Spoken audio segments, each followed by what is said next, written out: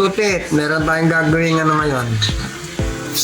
Rechargeable na ano, stand fan. Ang problema niya ay yung ano, no power siya, ay mag-charge. Try natin itong lagyan ng ano, power. Binaklas ko na siya. Hindi natin ko iilaw yan. Tapos na-charge siya niya.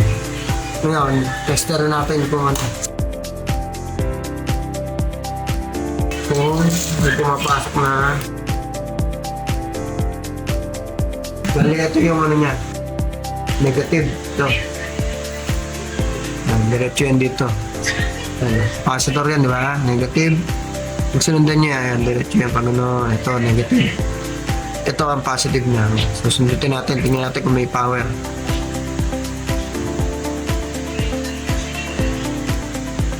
Wala, di ba? Sabihin, sira tong ano, charging pin niya. Ayan, sira. Walang ano yan. Wala pumapasok. Ngayon, wala tayong charging pin na pamalit eh. Nagawin natin. Mag-ano tayo. Conversion tayo. Ito. Gagamit tayo nito. Yan. Ito ipapalit natin dyan. Kasi ano na lang natin dito. Ito. Bubutas natin yan. Tapos kukonect na natin dyan.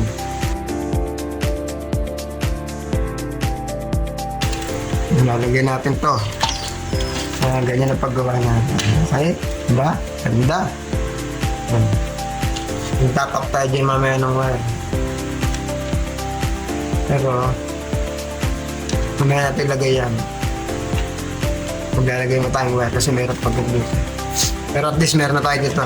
Yan. Tapos ito, lalagay natin yung mamaya dyan. Yan. Yan ang magiging charging niya ngayon. Kasi USB lagi na lang yun. Sisira. Ito, matibay-tibay ito. Okay. Gagawa muna tayo ng ito. Maglalagay tayo ng wire ngayon. Dito. Natanggalin natin ito.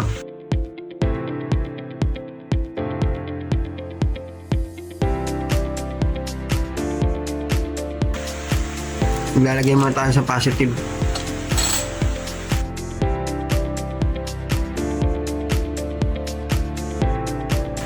Positive tapos negative. Okay, wala tayo negative pa. Pa-plus na natin. Ayusin natin. Sukatin natin siya bago natin yan.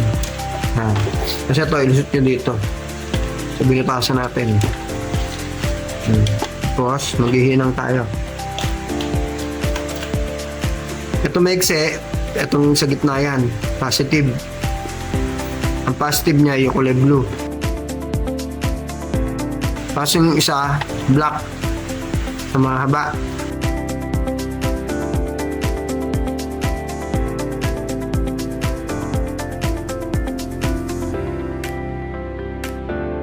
Oh, ito na. Ito, naikabit ko na, oh. Ito. May plasta na natin siya dito. Yan. Kaya may nut yan, oh. Higpitan nyo lang ganun. Kasi ito. Medyo kabaan nyo to para pag nilagay nyo yung ganyan. May allowance. Tsaka mahuhugot-hugot mo siya. Yan. Tapos iyan na natin dyan. Bali ito, saksak na muna natin. May nakalagay naman yan. Ito, pan. Nalagay mo to. Ito, pan to. So ito, LED. Ito. Ayan. Hirap basahin. LED. Kasi ito, sa battery to. Battery. Ngayon, diduktong natin muna to. Ito, positive. Naduktong na natin yung battery niya. Bali, sasaksak na natin dito. Ang isang problema rin, yung battery niya, sira na rin. Ayaw na mag-charge to. Kaya pinunta natin ito. Bali, ayusin lang natin.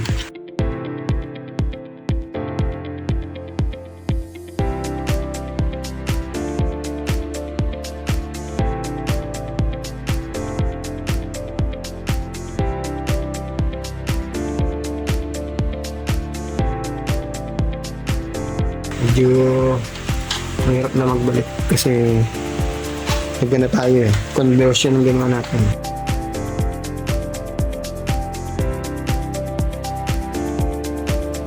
Ngayon natin yung tornilyo. Tetesting muna tayo.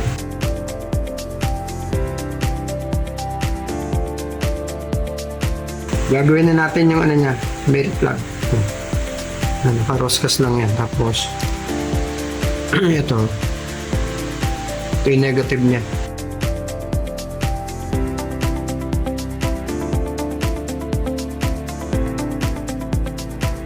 Ito, USB to. Ito.